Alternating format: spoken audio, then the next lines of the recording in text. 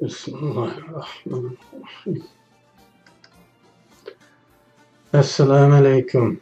Aziz, muhterem, süyümlük Şarkı Türkistanlık qarindaşlarım.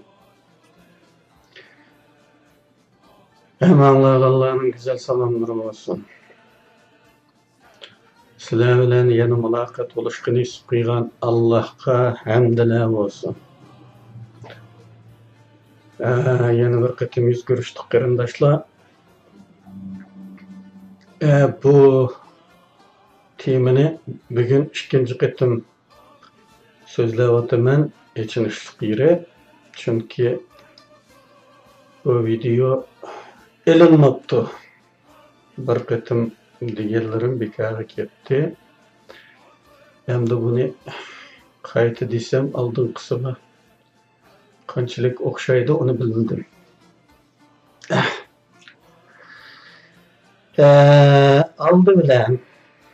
Aldı bilen Xitaylarning o'zi ve g'alchilarining ish harakatlaridan bir uçur berey sizlarga. Bu nima uçur desanglar, mening YouTube'dagi videolarimning ostiga bir top Xitoy Uyg'urcha ismli Xitoylar inkas yozibdi. Tamamliq yozadigan bo'lib oldi.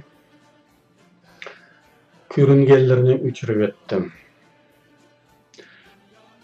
O bana hakaret qilganlarni demoqchi emasman. Men o shaxsim haqidagi gapni bu yerda deb düşünmeyman. Hem onun gayellarini hatta o'chamayman bilganim aqlda. Bu bekmi chidig'isiz. Mazmunlari bekmi qabih. Bir mazmun shu. Uyg'urlar azaldan Junxo millatining birisi degan mazmun. Yana birisi Xitoy qo'ygan ashu ism la'natlik Shiji azaldan Jungoning ayrilmas bir parchasi. Bu yana bir mazmun. Mushunda mazmundagi inkaslarni yozib qarindoshlar. Bularni Uyg'ur deyishga hech qaysimizning yuragi chidamaydi, tabiatimizmi chidamaydi, bilib turman. Qanda bir Uyg'urning muhimda degisi keladi. Onun uchun bularni Xitoy deyapmiz. Bular ba'zilarining ismlari ruscha yoki familiyasi ruscha. Ba'zilarining Uyg'urcha ism ama Slaviyancha yoziqda. Ba'zilari latincha yozadi, maymayti, aymayti shakldagi Xitoy formasidagi ism. Yana ba'zilari to'liq Uyg'urcha ism. Ama mazmun ashundaq. Echinishlik. Endi bu videolar, bu inkaslardan diqqatimni qo'zg'agani bir alaydilik. Konu videolarning ostiga yozilgan. Yengillarda hamma odam uning qarab turadigan bo'lg'achqa raddiya beriladi yoki bayqalgan hamon o'chirib etiladi deganni paymetgechga konu videolar yozibdi buni. Shunga qarindoshlarning ba'zi ich pushqan bekovlab qolgan qarindoshlarning bir tekshirib o'tishini, inkaslarni bir tekshirib o'tishini umid qilaman. Meni xabarlantirib qo'ysa, masat inkaslar shahada turmasa. Shuni deb qo'yay dedim qarindoshlar. Endi resmi bugungi temaga kelamiz.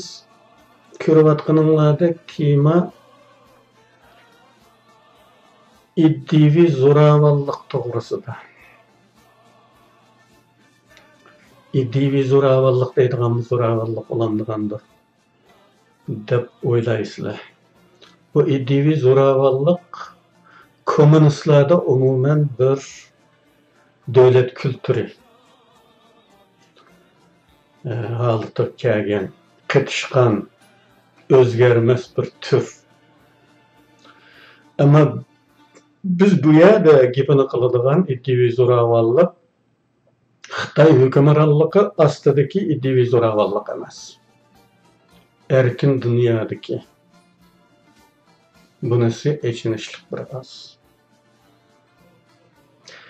Bu temini yaxshiroq yoritib berish uchun keçmiş hikoyam bilan boshlayman, qarindoshlar.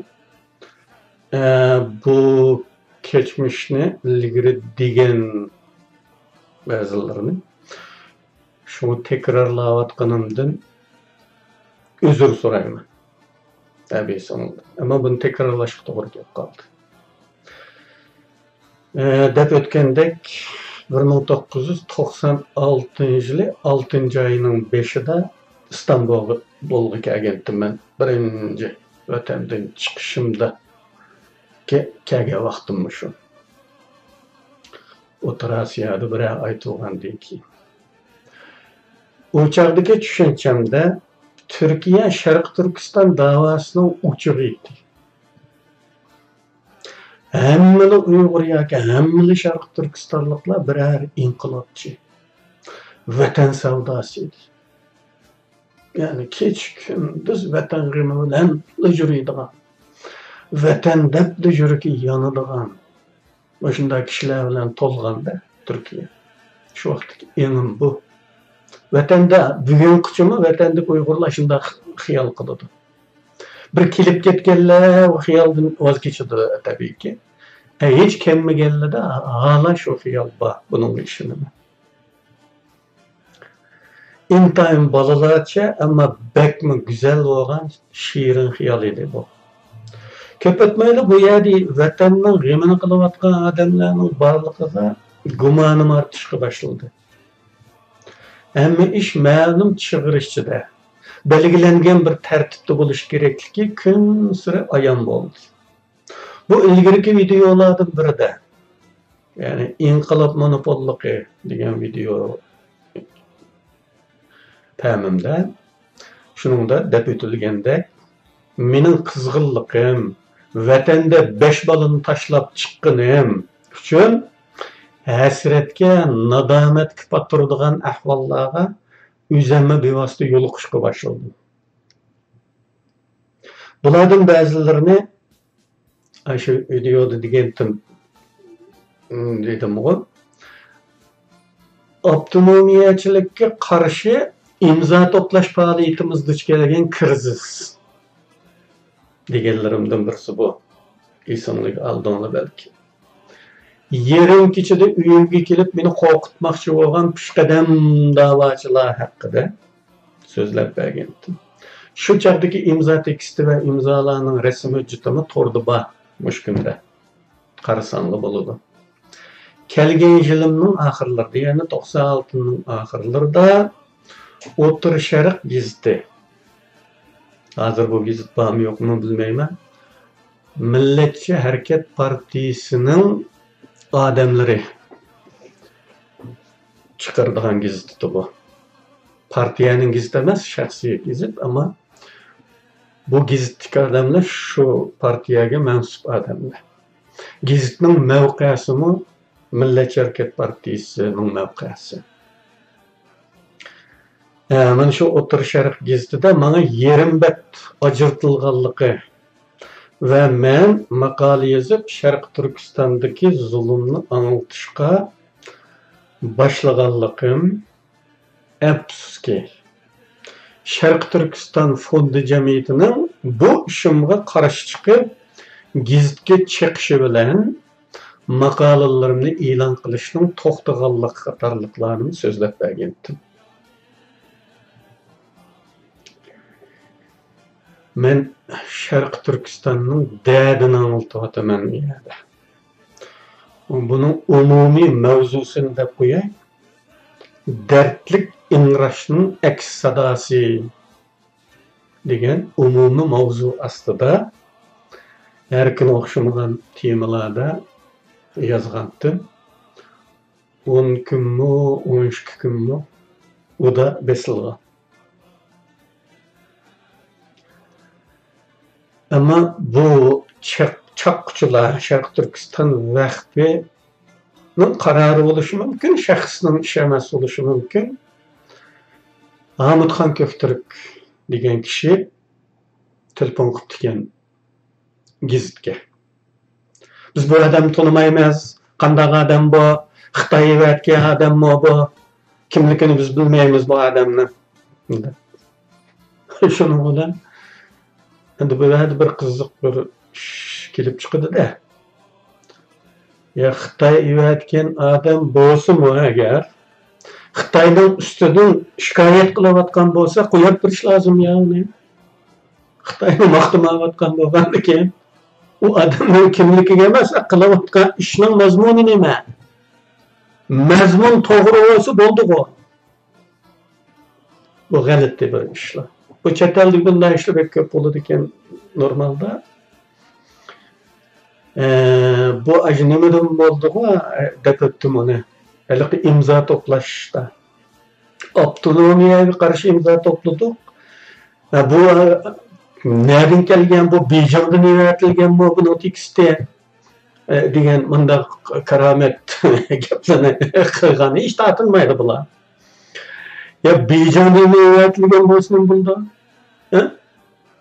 Avtonomiyaga qarshi mustaqillik degan bir mazmundagi tekstni Beijingdan yaratilsa imzo qo'yavermaymi? Nima qilar buni Beijingdan kelamdi? Hatta Xi Jinping o'zi ko'tarayotgan imzo qo'yib turman. Avtonomiyaga qarshi ekanligim, mustaqillik talab qiladiganligim aniq bo'lgandiki, qo'yaverman uni. Mushunda g'alati bir falsafa bor bo'ladi. Shu vaqtimi degan u gapni. Ama shunga o'xshash gaplarni bu to'xtatib etilgan.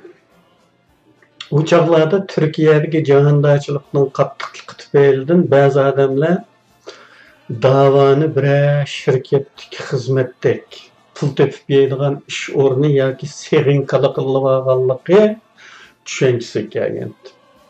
Ama aslida bu dava allaqachon kontrolli tushib bo'lgan bo'lib, qapazdagi yo'lbosdek.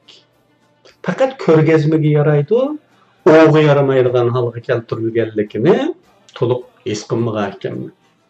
Turkiyada yozilgan turkcha kitobimda bu holatni xuddi bir ot qo'rosida,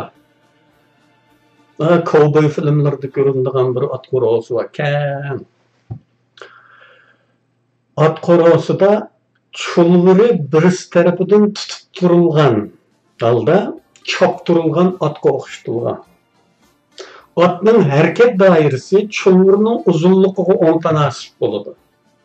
Buningdan ijroqqa chopolmaydi. 10 tanasib bo'lgan bir uchi muqim bo'lgan chulvur tufayli shakllanadigan bir aylanma harakat.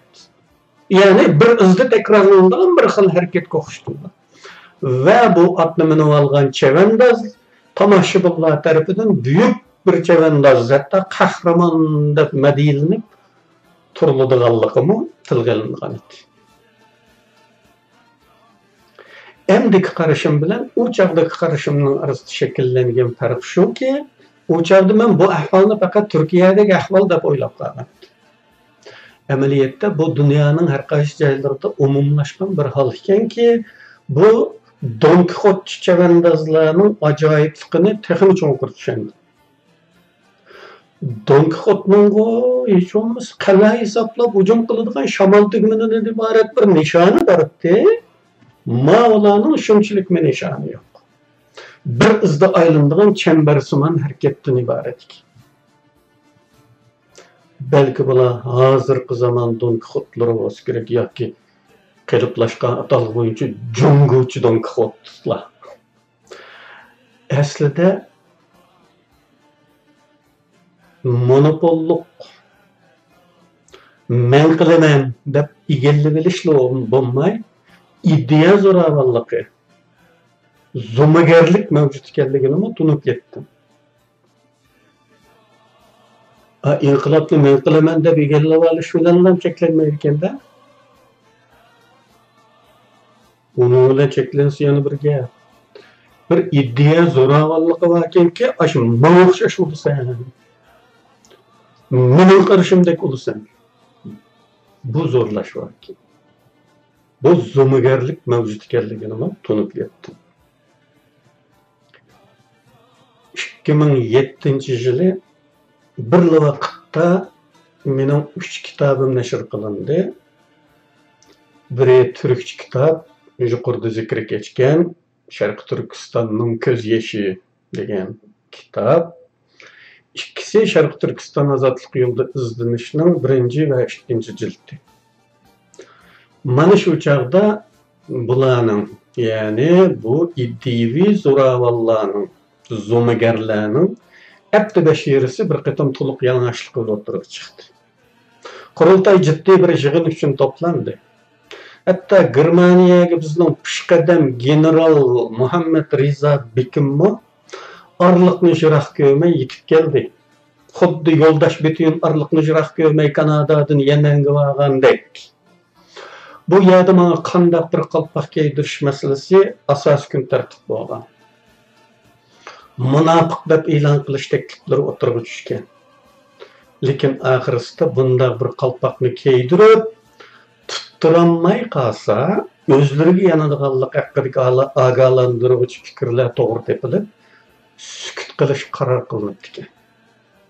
Lekin bu sukut qilish haqiqiy ma'nodagi sukut qilish bo'lmasdan, astirddan dushmanlik qilish, ta'tir tashviq qilish, dushman ko'rsatish, nafratga nishon qilish qatorliq ishlarni qilishni chetga qoqmaydigan bir turdagi sukut qilish bo'lgan. O çağlarda Türkiye'de Uygurca kitap satadigan kitapxonalar yo'qdi. Bunu bilasizlar. Kitapni pulni berib bostirgan bo'ladi. Ammo besib bo'ldim alah kitapxona degan vaqtida bihorga chiqadigan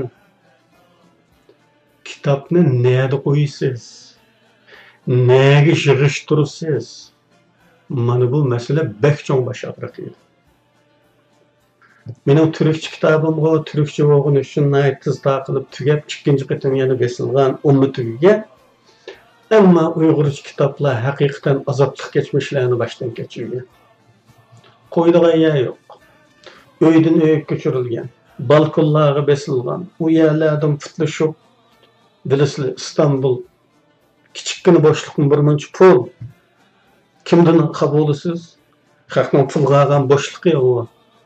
Alamanimani ko'tardisi huquqi bor. Vatanparvarlik uning vazifasi emas, ixtiyorligi. Kim bir bo'shliqni berdi?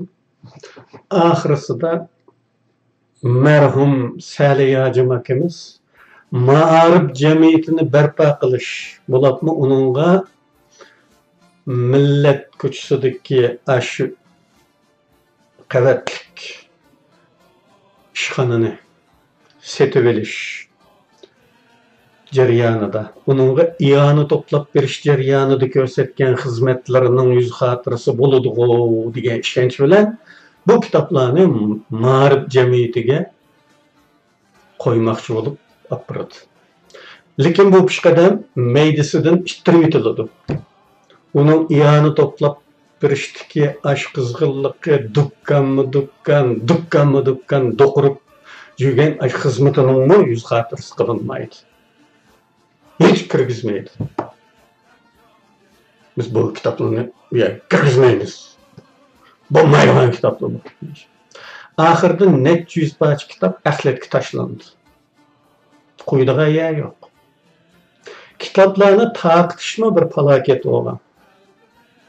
Pulga bostirib bekor taqiting yetmay, pochta haqqini tuylab, ana yer bekor taqitib qo'yishlar uchun odam topolgan, adresini berishni xohlaydigan bir odam tepilgan davlatlarga evatlandi.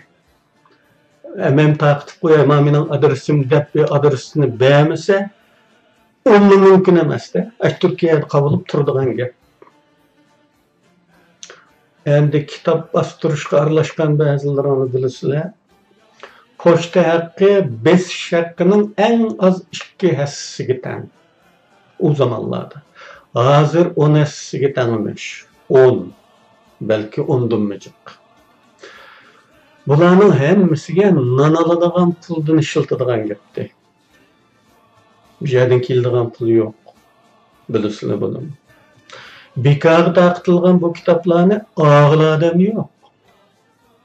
Ya ben okup koyay da kulunu tanışkımı hoşak kılgan adamın tayini yok. Vay şu kitaplarının okuguçuluğu yok, naçarlık adımmadı ya degenimi oylamay kalmadı. Bu halkımızın sapası yukarı, nazarı üstü, yüzü katta. Bu menin kitaplarıma keş vazırda şunu bunu okuğuz kelme vatandıgandı depmi oylamay kalmadım. Ama milletimizin seviyesi bu dersde olgan bolsa kimden derdi?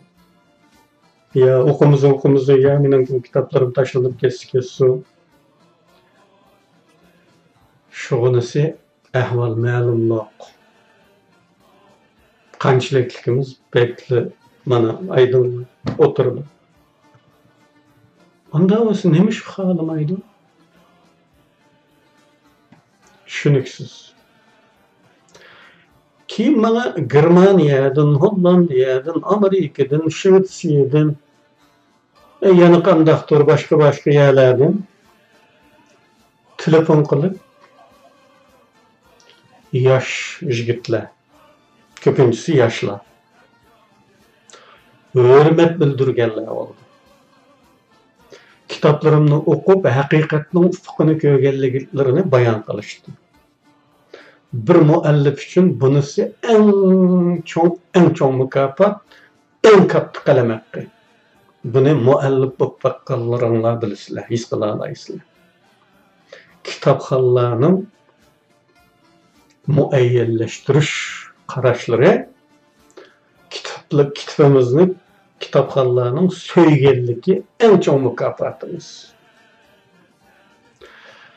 Lekin mening bu ixlosmandlarim suhbatning oxirida mendan bu telefon ko'rishmamizni yo'shilin tutishimni, hech kimga aytmasligimni topilganda hayron qolmay turaman. Dastlab quchoqlarda albatta hayron qoldim, sababini so'radim. İkkimizning tanishadiganligimizni, so'zlashganligimizni haq bilmasa, bilib qolsa atrofimdagilar aşağıdan bir aloqam bor ekan deb menga besim qiladi, men yetim qolaman. Asli chatoq bu ekan. 2018-yilda Salih Amerika parlamenti oldida namoyish boshlaganda Abdulmut Tursun so'zlagan o ismlari bormi? Ya men ovozini kirishtirib qo'yay desam xo'sh yoqmayotdim. Babamız avazı.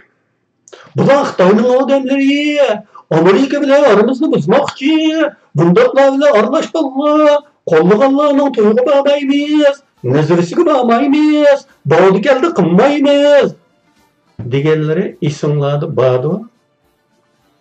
Asli prinsip bu ekan. Ya'ni iddiaviy zo'ravonlikning prinsipi bu ekan. Namertlik olmasın için bir izahat qo'shib qo'yay. To'g'ri bu Abdulmut Tursun bu so'zlariga asos qilib olgan Germaniya hukumati tarafidan Xitoy jasusi deb tutilganlardan birimi Amerika elchixonasi oldida namoyishda bo'ldi ekan. Bir adam shu namoyishda bo'lganlik çoğun destek ve bu sözün asasını yaratkanda. Şunun bilen bu umumen Amerika hükümetinin aldığından bahsiniz, Amerika bilen aramızını buzmakçı olan Xitayning adamları oladı Allah'ım ya. Mantıqı qaranlar. O hiliqi bir vagan bir tal adam şu namayişinin teşkilligçisi mi değil? Ya ki qetili vağıçı mı? Bu taraflarını nazarda tutmak gerekti. Ya onun işimiz yok mu? İşimiz yaramaydıgan tarafından taşıyıtımız mı? Bir casus olsa bütün top casus olmaz. Ameliyette del şu Germaniya hükümeti tarafından Xitoy casuslukuyla ayıplanganlardan birisi keyin Uyghur qurultayida ko'rinmaganmidi? To'ga elinib, söz berilmaganmidi? İzahat tamam. asli mavzuga qaytaman. Mana bu iddia zo'ravonlik tufaylidan kishilar to'g'ri sapga ma'lum moyilligi bo'lsa-mu, o'z atrofidagilarning besimi tufaylidan og'zidan chiqarolmaydi ekan. Yetim qilishidan qo'rqadi ekan. Bo'libmi millatimiz dasqanchi millat bo'lganligi uchun mehmondorchiliklar, dasqonlardan mahrum bo'lish, vatandan mahrum bo'lishga qaraganda texmi ig'ir bilinadigan bo'lg'achqa dasqonga chidamaydi ekan. Çünkü vatandan mahrum bo'lsa, yashayotganliklari uchun uning hech qanday real zihni bilinmagan bilan dasqondan ayrilib qolsa, mehmondorchilikdan quruq qolsa, jamoat tarafidan tashlab etilsa, bu real ham moddiy bir yo'qotish bo'lgandan keyin bunisi ig'irlashib ketishi tushunishli. Çünkü milletimizde azaldan siyasi mevki meselesinde prensipçallık bo'lib bakmagan. Gerçi bu beksat bir eyip olsun, rastın demesek olmaydı. Demek, benim ixlasmenlerim, men bilan ana shunday yoshurun munosabatda bo'lishga majbur bo'ldim, ta ki 2018gacha keldi. Ondan bulardan bir qismi munosabatlarni oshkor qila oladigan bo'ldi. Aslida men xalqimizni kitob o'qiydim, ilim suyar, ayda etib turamiz ya, bek ilim suyar xalq bizda. Men shu etishning ichida ilim suyar deb bilgachga kitoblarimga ishinib o'tiribdi ekanman. Ya'ni bugun o'qimaganda qilgan bilan ama o'qiydi deb ishim. Ama şu andaki okumayotganligi o'rinliq yoki bu birinchi avlod elektronik tijoratchi, dehqon, amanda tuven tabiiy odamlar endi pul bo'lgan, ular chet elga chiqqan bo'lgandan keyin buni shuni o'qimaydi. Ammo kitob degan kitob onun kıymeti tüyellep kalmaydı. O hemen yaşaydı. Ağzaki obzorlarının ömrü kitapninkidek uzun bulmaydı dep işinip dikenme. Aslında o şunda qilish kerakdi. Ama ular beşi boş şekilde şahsiy o'rinliq yoki shaxs sifatidagi kitob o'qishni yaxshi ko'rmaslik odatlariga qolsa shundaqdir. Ama bunun aqsida bir tashkiliy aql, organize akıl, birlerinin teşkillik, maqsadlik yönlendirişleri bo'lgan ahvolda bunun davomlashiveradiganligini o'ylab ko'rmoqchi ekanman. Aslida xalqdagi o'rinliqqa yiqib tushgan bu xil satko'zitish tashviqoti xalqdagi kitob o'qimaslik odati uchun bir qonuniylik qozondilar ekan. Yaxshi bahona emasmi? Yenimizdekilerden biriga bir necha kitobimni bergan edi. Shu bir shaharda yashaydiganlardan birisi. Xeyli yillardan keyin bir masala ustida talashib, masalani men kitoblarimda burildi deganligimni eslatdim. U dediki, kitoblaringizda odam tillaydi ekansiz. Shu hech kim o'qimaydi. Allah Allah. Karomat gap bu. Kimni, nima deb tillabdiman, qaysi kitobda deb so'raganimda, u mendan bilay, shunday deydi ekan, dedi. Men sizga kitob bergandim-ku. Mushchaqchimi o'qib boqmadingizmi? Nima ish o'qiyman? Ammo odam yomon bo'lsa, ahvol bu ekan. Agar baldurroq so'zlashga boshlaganimda bu qadar ko'p ko'so'rinchilik tortmas ekanman.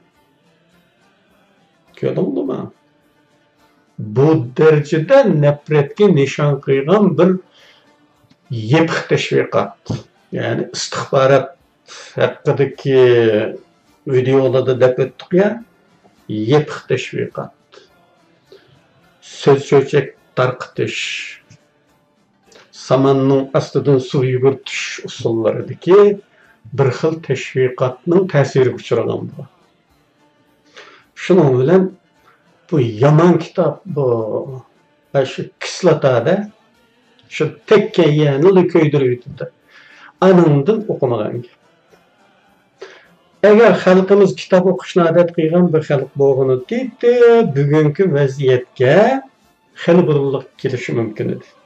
Yani bugünküdek dadıl ve yüreklik aldı zoravallarının kontrol halkısını yerip çıkış urunuşu, iddia zoravallıqı canilan qilish, bu haqda aşkara talaş tartış qilish vaziyeti hali burun meydana kelgan bo'ladi.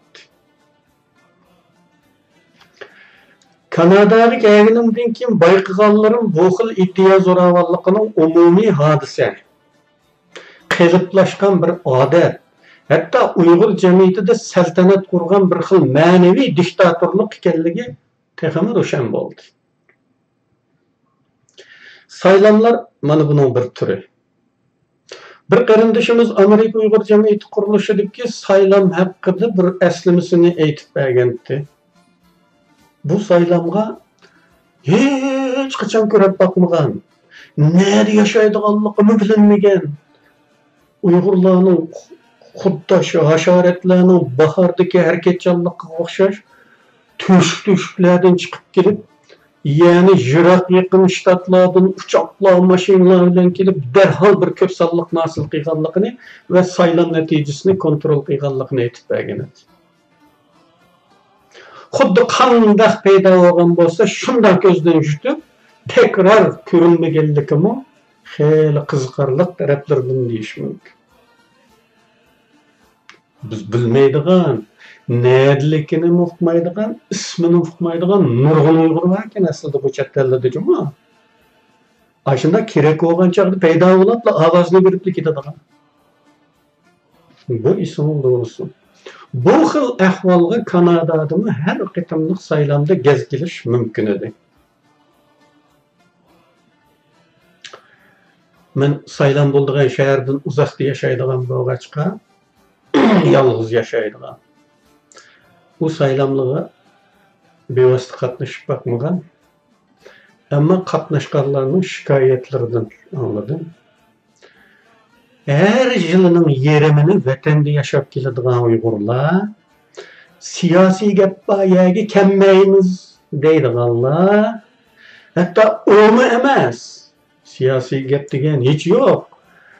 Kebab yegili piknik kimi yo'lab bakmaydigan Uyg'urlardan yüzünü kaçırıp, hiç qanday Uyg'ur toplashgan sorunda ko'rinmaydigan Uyg'urlar dal mana shu saylam kuni paydo bo'ladiganligi va saylamda kishilarning ra'yini markazlashtirish, kimni saylash haqida bishorat berib, saylovchilarni ma'qul keltirish, popuzi qilish, qo'rqitish qatorliq usullar bilan ovoz qozonadiganligi ko'p ko'rilgan ishlardan bo'lib, saylam yaqinlashgandan tartiblar bularning harakatchanligi boshlanadi. Aroqkashlarga aroq qo'yib berish, boshqalarni mehmonga chaqirish, yeni kelganlarga kelgusida qilinadigan yordamlar haqida bishorat berish, furutish, gardankashlarni qo'rqitish qatorliq faoliyatlar qizib ketadi. Hatto pul taqitishmi shu mazmunlardan biri. Bunday ish balki dunyoning boshqa yerida bo'lib boqqanmi, bo'lmaganmi bilmayman. Kanada'da bo'lgan ishlar. Neticede yıllardır xalqning qanday zarlishidan, noroziligidan qat'iy nazar, aşı Xitoy konsulxonasiga bayram qutlashga berib turadigan janob konsulxonaning Xitoylari kelib mehmon bo'lib cho'chirishib ketadigan aşı ailening janobi konsullar bilan uning orasidagi tarjimonlikni atqurgan janob qahramonlarcha jasorat bilan vatanga berib kelib yuradigan janob yıllar Uyg'ur sorunlarida hech ko'rinmay faqat saylamda paydo bo'ladigan janob degandek janoblar va xonimlarning degini bo'lib, yanada atama aytgan bayiqin degandek natijalanishimi ana shu iddia zo'migarligidan birer o'rnakdir. Meşayga bir qistirma qilib qo'yay. Qarindoshlar. Bu hal sürgün hükümetinin beşiği kelmedimi? Bu belkim cıklarının ko'nglidan kechadigan bir savol. Oxirgi qatim xalq vakillarini xalq saylaydi deyishib echib etdik. 2019'da. 2019'ның yıl 5'ida. Neticede şunçılık korkunçluk oldu ki, bunun pokunu tozalashga 1 yıl vaqt ketdi. Şuna bizning qarashimiz, qandaqdir xalq saylimi deydigan ishlarning oqibati bek xayrlik bo'lmaydiganligi tarafida. Chunki chet ellarda Xitoylar bir qo'lliq tanlab o'qishga chiqargan ziyolilar mushundaq saylamlarda ko'p sonliqni barpo qilib, tashkilotlarni kontrol qilishni nazarda tutib chiqarilgan g'olchilar, aniq etib qolgan manqurtlar ko'p sonliq ekanligini yillardir deb kelyapman. Buningga hali ko'plaringlar qoyil bo'ldinglar. Qoyillikni keyin menga dedinglar. Ilgari hammadan shunday deydi ekan deb xapolab ekanmiz. Qarasak raskan, buni ko'p sonliq ekan deb qoyil bo'lib keldinglar. Qoyil bo'lasizlar. Kunsir qoyil bo'lasizlar taqdirdan keyin. Shuni deb kelyapman. Yelimi mushqarishimga ishonaman. Chunki chet ellarda mavhum tor dunyosida bu xalq deyilgan to'pning kimligini bilish imkoni yo'q. Bu qistirma ashari tamam. Bunday zo'ravonlik ba'zi shaharlarda bekli egri bo'lib, hala boshqa qarashda bo'lishga petinalaydiganlar yo'q yoki yo'q deyarlik. Qurultaychilik, avtonomiyachilikdan boshqa yo'l yo'q. Agar boshqacha fikrda bo'ladigan bo'lsang, xuddi Abdullah Tursun aka aytgandek, to'yga olmaymiz, nazarga olmaymiz, sinema chaqirmaymiz, aramizga qo'shmaymiz. Masalan, Kanadaning Calgary shahri bunday zo'ravonlikning tipik ulgusi deyishga bo'ladigan turda. Yana Vancouver shahrimi shuning o'xshash. Vancouverda ilgari hech namoyish bo'linmagan.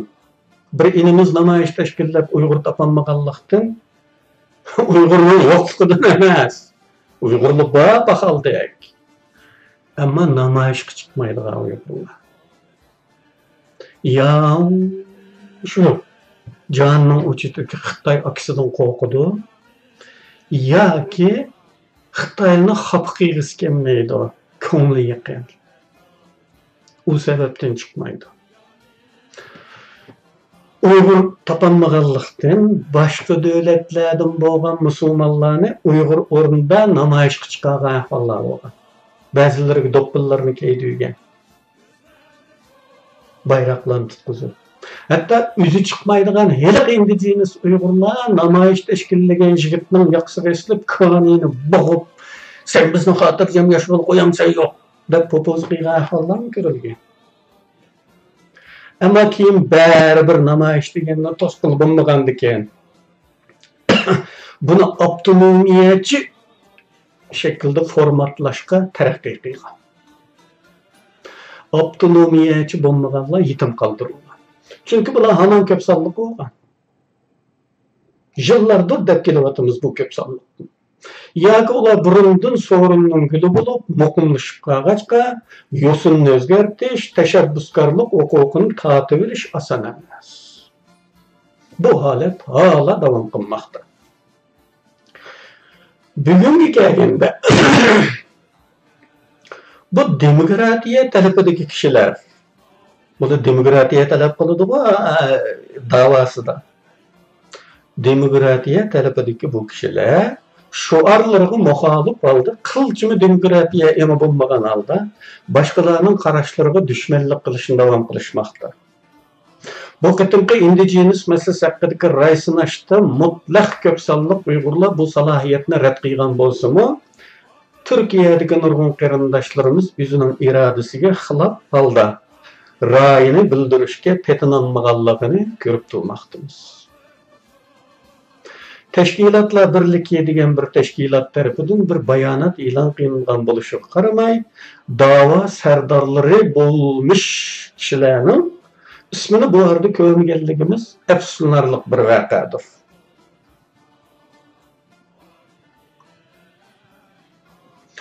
O'zlarini mustaqilchi deb padazlagan ba'zi liderlarni bu yerda hech ko'rinmadi. Belkim kattılıqıdan bundaq bir işlarga aralashib yurishni darajasiga to'g'ri kelmaydigandek his qilgan bo'lishi mumkin. Bunday ahvollar 100 ming kishilik imzo to'plash harakatidan ko'rilganidi. Men bilan maslahatlashmay qildim deb. Uni maslahat qiladigan matematika varmaviyada. İmza toplayımız bo'ldi. Onun nerini maslahat qildi? Ana beşiga palani qilib pokoni qildi deb meningni etim yezilmabdi deb xafa bo'layotgan gap. Ma yo'q. Bu qitimqi raysinash jarayonida iddiviy zo'ravonlik yana oshkor ko'rildi. Ba'zi aktivlarga haqoratlar yog'dirildi. Shaxsiy masajlar yo'llab dunyodagi satgatning hammasi ishlatilganligi ma'lum bo'ldi. Qanaqalıqı axloqdan dars yurib yurgan axloqshunoslar dal shu axloqshunoslarning hamtovoqlari, tavqadoshlari ana shunday axloqsiz masajlarni yo'llab bugungi kelganda to'yima so'qaga iddia zo'ravonligining oxirgi jontalashlarini sakrabdiki ingrashlarini namoyon qilishdi. Dunyoning jami yerda Uyg'urlar bo'lgan lekin joylarning hammasida bunday iddia zo'ravonligi mavjud. Hala dastıxançılıqqa siyasi mövqesini tigişib, mehmondorchilikdan ayrilib qolmaslik uchun milliy vijdonidan ayrilib kelayotgan bichoralar mavjud. Turkiyadagi qarindoshlarning ahvoli biroz farqli. Keyingi chog'lardagi Xitoy-Turkiya do'stligining kuchayishi tufaylidan hukumatdagi besimmi mazmun jihatdan shu udum bo'lib kelayotgan iddia zo'ravonligiga o'xshab ketadi. Shundaqla hukumatning qo'mondonida tayiqi ostidagi tashkilotlarni buningga majbur bo'lyotdi deyishimiz mumkin. Bu bizning o'z ko'nglimizni xush qilish tipidagi tafsirimiz. Ular majbur bo'lyotdi demasak, nima bo'lib chiqadi? Ular ixtiyor qilyotdi bo'lib chiqadi. O zaman ular avtonomiyani ixtiyor qilyotdi, indigenistlik salohiyatini qabul qilyotdi bo'lib qoladi. Bu hammalarning ko'nglini g'ash qiladi. Uning uchun ular majbur bo'lyotdi deyishimiz mumkin. Kimlik hujjatlari bo'lmagan yoki kimlik hujjatlari ishonchli bo'lmagan qarindoshlar Turkiyada bunday qarindoshlik yo'q. Bu jihatdagi ojizliklar tufaylidan teşkilatlar bilan mas qadamda bo'lishga majbur bo'lganligini tushunishga bo'ladi. Endi shuni ko'rishimiz kerakki, bugungi kelganda qasraqlashgan bu zo'migarlik ramkasi chak-chakidan bo'silmoqda. Bugungi kelganda da'vo monopollariga iddia zo'migarligiga oshkora jang e'lon qilinmoqda. Lekin yana nurg'un qarindoshlarimiz ularning bu xil halqisidan hech chiqa olgani yo'q. Şunlaşka Xitay üstüden kılındığın nurgun kımmetlik şikayetleri bolsun. Aşkar oturgu çıkanmay, kurban berişi royu ölgen bir biçare obraz oluşuna devam kılmakta. Vatan kurbansız kolgu kildiğen kiçik nesi emas. Bir mimandayçılıkka, tuqqallarımızga kilidu deyilgen bala kazanın vakitlik keçikişige vatanperverlikni tegişi bitadigan bu xil galatilik bizdeki dövletçilik enge münasibetlikdir. Biz amaliyotda davlatning qanchalik buyuk narsa ekanligini ilg'lanmaydigan holga kelib qolgan. Manqurtlashgan, vatan hukmi uchayli deb qolgan holimiz yalang'ochlanmoqda. Million jonlarning qurbon bo'lishi badalik keladigan mustaqillikni idrok qilolmas bo'lganligimizdan. Tuqqanlarimni ayabatiman deb vaholanki bu ayash faqatla vaqtlik ekanligini anqarmagan holda. Düşmanның sırlarını mahkam saqlayotgan bichoralar bu aramızda mavjud. Agar biz tashqaridagi g'alchilarning, indigenistlarning, ishga ayrilmaslik chapanchilarning iddiviy zo'ravonligidan uzilgisil qutulmasak, da'vo normal izga tushmaydi. Har kim o'z-o'zini qutuldirish bilan qolmay, atrofidagilarni uyg'otish, zerikmay tushundirish, haqiqatning birli bo'ladiganligini, bu haqiqat bo'lmaydiganligini. Vatan degan bak cho'ng ne'mat ekanligini, bundaq buyuk bir mulkning asallam qurbonsiz qo'lga kelmaydiganligini tushuntirishimiz kerak. Xitoyning jinoiy shumliqlariga doir birmuncha sirlarning vaqt kishilar oramizda yashayotdi. Üzü hör dünyada yaşavasımı ruhi kulluktan üzünü kutkuzalmagaçka Allah Xitaylarning jinoyatlari haqidagi faktlarni oshkorlashib petlanmayotidi, oshkora o'tirg'i chiqib so'zlashdan qo'rqyotidi, guvohlikdan o'zini qochirmoqda. Buning bilan nima qozonyotidi? Tuqqanlarning xiyolidagi amalligi. Xiyolidagi amallik. Ammo bu amallik hergizmi chet eldagilarning qilmishidan emas, nima tükenmegenligidan ekanligini ular tunib yetmayotidi. Bularni tunutish teşvikatlarımızın en mühim vazifelerinden buluş gerek. Ularni iddia zo'migarlari yo'shirin talqin qilib, aql o'gitib, ularni qo'rqitib, so'zlayolmas qilib qo'yganligini nurg'un kishilar bilmesi gerek. Bir örnek. Amerikaga sig'ingan tunji kamp şahitlerden birini kontrol astı tutib olgan bir xonim onu qo'rqitib, Sharq Turkiston desang Amerikadan haydab chiqarilsan deganligi, Xitoy qo'ygan ism bilan so'zlashni talqin qilganligi bu zo'ravonlikning qaysi darajaga yetganligining bir ifodasidir. Undan boshqami guvohchi bo'lish kutilgan mo'yin guvohchilarning xili nurg'uni bular tarafidan kontrol qilib olingan bo'lib, ularning guvohliklari mushu iddia zo'migarlarining tahrirligidan o'tayotganligini xili ko'p qarindoshlar bayqamayotgan ishlardan bir. Qarindoshlar, bugun bu temani mushunchalik so'zlay. Bu iddiaviy zo'migarlikning, zo'ravonlikning bir qancha misoli xolos. Bu yerda hammani yo'ritib berish mumkin emas. Vaqt cheklanmasi. Shuna buni bir başlanış noktası, bir uyg'unish noktası yoki bir yipchi hisoblab, bu yipni bo'ylab qolgan ahvollarni o'zinglar tadqiq qilib ko'ringlar, analiz qilib ko'ringlar. Shunday qilsanglar, texnik zo'r bayqashlarga, keşiflerge duch kelasizlar. Hammalarga rahmet. Allah razı olsun. Qilayotgan to'g'ri ishlaringizda Allah muvaffaq qilsin. Keyingi qatim ko'rishguncha xayr xo'sh.